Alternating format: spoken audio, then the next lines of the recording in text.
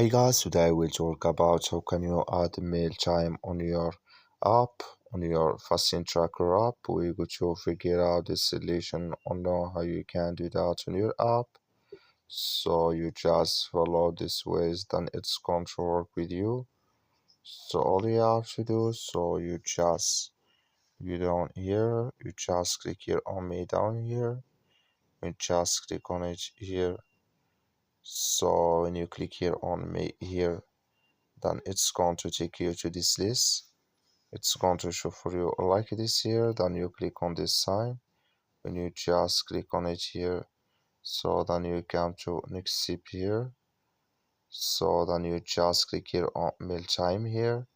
When you just click on it, it's going to take you to this list. And here you add work days, then weekend here mail, here work days mail, and weekends mail. So that's all you have to do. That's all. Thank you for watching. Don't forget to support us by liking and subscribe.